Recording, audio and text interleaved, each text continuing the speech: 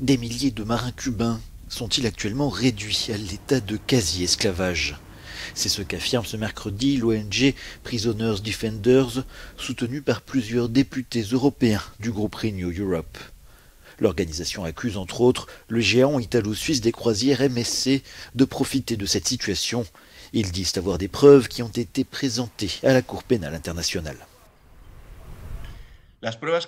Nous avons beaucoup de preuves. Ces documents détaillent les terribles conditions des travailleurs cubains à l'étranger. Par exemple, la confiscation de leurs biens et l'interdiction de rentrer à Cuba pendant 8 ans, ce qui éloigne ces travailleurs de leurs enfants, s'ils abandonnent leur travail ou ne rentrent pas à Cuba à la fin de leur contrat. La législation cubaine le confirme. Nous avons aussi des certificats de travail de Selectmar qui vend des travailleurs cubains pour des croisières de luxe et retient 80% des salaires des travailleurs. Nous avons aussi des certificats du ministère cubain de l'Intérieur prouvant ces allégations. Tout ceci est contenu dans plus de 1100 plaintes. Euronews a tenté de contacter MSC mais n'a pour l'instant pas reçu de réponse.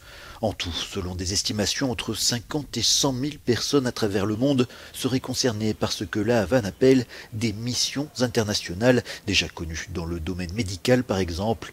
Une grande partie de l'argent obtenu ne va cependant pas aux travailleurs, mais au gouvernement cubain. Selon la vice-présidente du Parlement européen, Dita Charanzova, ce scandale ne peut être toléré en Europe.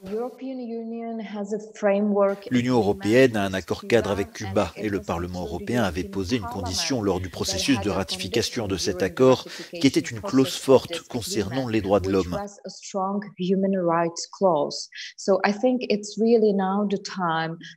Je pense qu'il est vraiment temps maintenant de mettre en œuvre et d'appliquer correctement cet accord. Et je pense que ces cas démontrent l'urgence pour l'Union européenne d'avoir une interdiction du travail forcé.